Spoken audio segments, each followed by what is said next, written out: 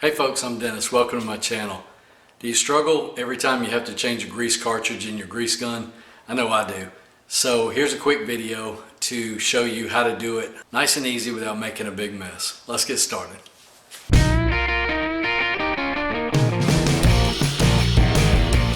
Okay, I like to change mine over a garbage can so I can just push the old cartridge out into the trash and not have to handle it. I don't like to get grease all over me if I can avoid it. Whether you're changing a full-size gun like this that takes a 14.5 ounce tube of grease, or one of the smaller ones. I think the small ones take a 6.5 ounce tube of grease. It's the same procedure. You've got a plunger on the bottom.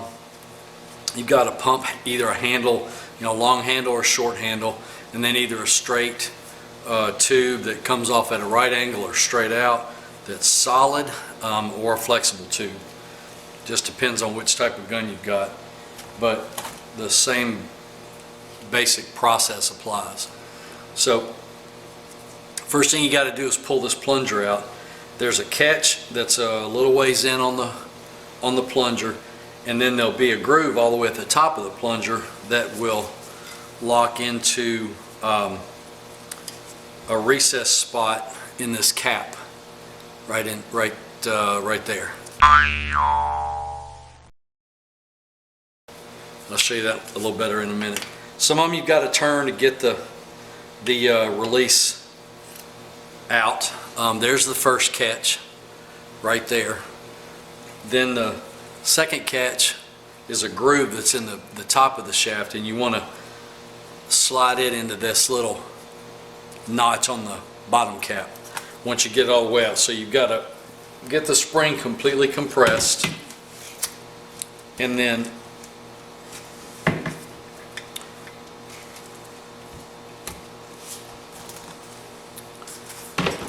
you slide that plunger shaft over. You can wipe this off so you can see it. There's a groove right there in the bottom of that shaft that allows it to go over into this recess on the side of the cap.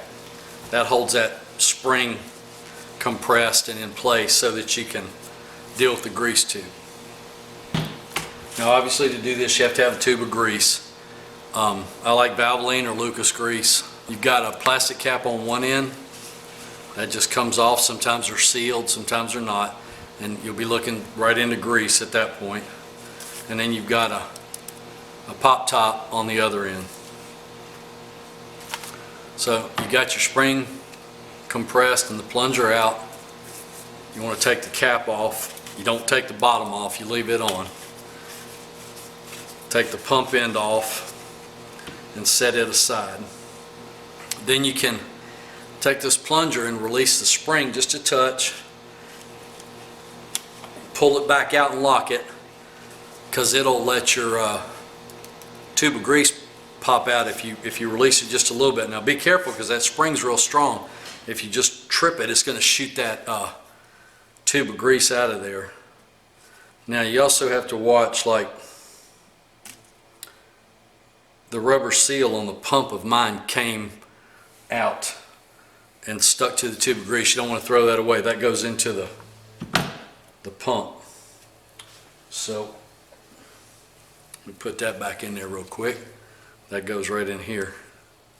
I don't want to lose that, otherwise I'm going to have a grease leak. So check for that when you go to pull your tube out.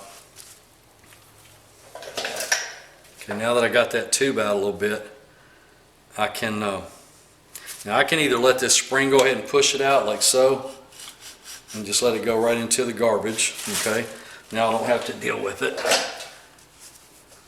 and then I've just got to pull my spring back again and lock it off to the side. So no problem. Take my tube of grease, take the plastic top off so that you've just got cardboard on this end. That goes in first. So everybody thinks it's going to go in like that, because that's how the writing on the tube is always done, because they usually are setting like this on the shelf. That's not how it goes in. It goes in upside down from what you think. The cardboard end goes in first. The metal pop top end goes to the top of the tube. So you're just going to slide that in there. That's all you got to do. Pop the lid, pop the top rather. Okay. You can scrape that off in there if you want or not, doesn't matter. Take your pump top, put that back on there. Make sure you don't cross thread it. The threads are pretty fine, so they thread up pretty easy. And then I get it to where it's snug and then back it off about one turn. Release this spring and give it a little bit of a push down to here, down to this this stop I showed you. And most of the time that'll get all the air out of it. Then you can just tighten the pump back on. Turn this until that stop will clear the recess in the tube, and then push it home. Then, to make sure you don't have any air, give it a couple of pumps.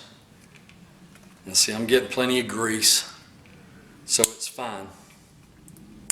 Got a little bit of air come out. If you've got air in there, like if you go to pump and this thing doesn't give you any resistance and it's just, you know, loose, some grease guns will have a relief valve up here on the top, like an Allen head screw or something like that, or a grease fitting that you can open up or depress, and you can pump the air out and then close it up and you'll be fine. Mine's a real cheap grease gun, so it doesn't have that. So I can either pump until it catches and hope I get all the air out, which sometimes is successful and sometimes not, or I can loosen the top, the pump end, and pull this plunger out to the first stop and then give it a good push in, and then tighten that pump back up and then seat this, and that should drive the air out. So that's it. That's all there is to it. Thanks for watching my video. I appreciate it. Hopefully you can do this without getting grease all over you, just like I did. Sometimes it seems like it's an impossible task.